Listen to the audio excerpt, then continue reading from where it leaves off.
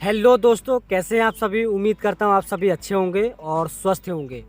हमने पिछली वीडियो में बात करी थी बेसिक्स ऑफ स्टॉक मार्केट की, तो आज भी हम बात करेंगे बेसिक्स ऑफ स्टॉक मार्केट की। लेकिन उससे पहले हम कुछ बातों को जानेंगे, जैसे कि निवेश की कुछ बुनियादी बातें होती हैं, कुछ बारीकियां बातें होती है जिन्हें हमें अपने जीवन में उतारना बेहद ज़रूरी होता है।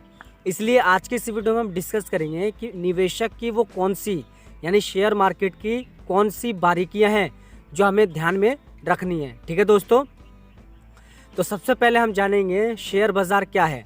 तो शेयर बाज़ार जानने के लिए आपको आम बाज़ार से कंपैरिजन करना पड़ेगा। आम बाज़ार से कंपैरिजन करने के लिए आप लोगों को समझ में आ जाएगा कि शेयर बाज़ार क्या है। शेयर बाज़ार में क्या होता है, पहले तो हम समझते हैं दोस्तों कि आम बाज़ार में क्या होता है। आम बाज़ार में क्या होता है कि हम सिर्फ ख़रीदते हैं दोस्तों, हम सिर्फ खरीदते हैं। लेकिन यहाँ पर सिर्फ आप खरीदते नहीं हैं, बेचते भी हैं। यानी कि आप खरीदते हैं, आप बेचते हैं, तो दोनों चीज़ें आप यहाँ पे कर सकते हैं। लेकिन आम बाज़ार में सिर्फ आप खरीदते हैं, तो यहाँ पर दोनों चीज़ें आपके पक्ष में हैं। इसलिए शेयर बाज़ार तो हमें समझ में आ गया कि शेयर बाज़ार क्या है। लेकिन हम आगे जैसे जैसे जाएंगे हम बारीकियों के बारे में बात करेंगे। स्टॉक मार्केट की बारीकियाँ क्या है जो हमें जीवन में उतारना चाहिए। फॉर एग्ज़ाम्पल, पहला जीवन ये है कि निवेशक, जो दोस्तों निवेशक है, निवे प्लस शक जो शब्द आ रहा है, लास्ट में जो शक आ रहा है ना दोस्तों, वो शक इसलिए आ रहा है कि आपको ज़्यादा से ज़्यादा शक करना है। जितना ज़्यादा आप शक करेंगे उतना अच्छा इन्वेस्टर आप बनते चले। तो कहने का मतलब दोस्तों ये है कि जितना ज़्यादा आप शक करेंगे उतना अच्छा इन्वेस्टर आप बनेंगे।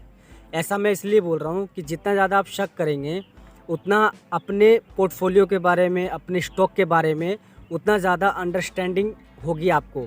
जितना ज़्यादा अंडरस्टैंडिंग होगी आप उतना ज़्यादा फंडामेंटल एनालिसिस करेंगे। जितना ज़्यादा आप फंडामेंटल एनालिसिस करेंगे आपको वो कंपनी और अच्छे से समझ में आएगी, और जितना ज़्यादा आपको कंपनी अच्छे से समझ में आएगी आपका मुनाफा उतना ही बड़ा होता चला जाएगा। तो इसलिए आपको ज़्यादा से ज़्यादा शक करना है।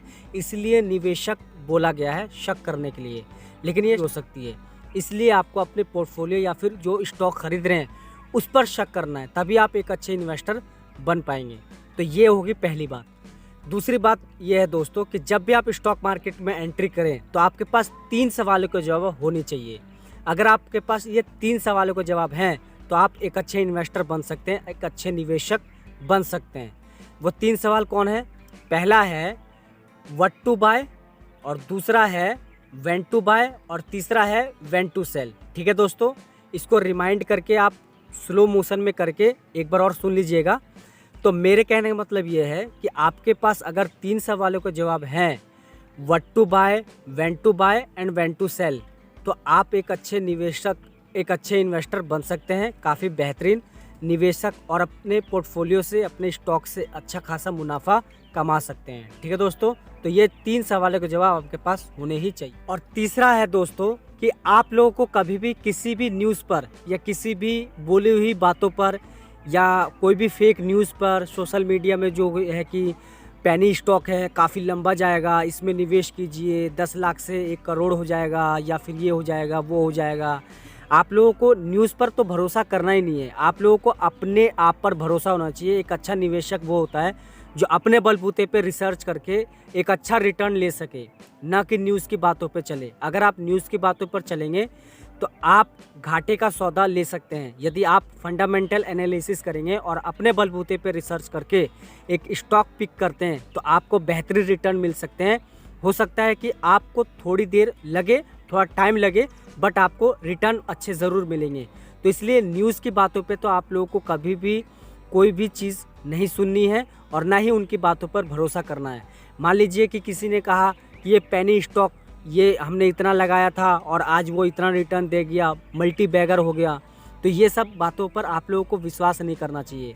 ऐसी बातों पे आप लोगों को कभी भी भरोसा नहीं करना चाहिए, इसलिए कि आप लोगों को जो पैसा लग रहा है दोस्तों वो मेहनत से आया हुआ है। इसलिए जो भी मेहनत से पैसा लगा रहे हैं आप, उसके अच्छा है कि आप खुद फंडामेंटल एनालिसिस करें, उसको टेक्निकल एनालिसिस देखें और सारी चीज़ें अपने आप देखें कि क्या करना है, क्या स्ट्रेटजीज़ है।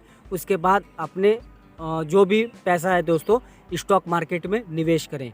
इस न्यूज़ पर कोई भी भरोसा ना करें, क्योंकि न्यूज़ में दोस्तों वही चीज़ बोली जाती है, जो बेचा जाता है ज़बरदस्ती। याद कीजिए दोस्तों, कोई भी चीज़ अगर हमें बेचा जा रहा है तो यानी कि वो ज़बरदस्ती बेचा जा रहा है, इसलिए वो हमारी तरफ फैलाई जा रही है।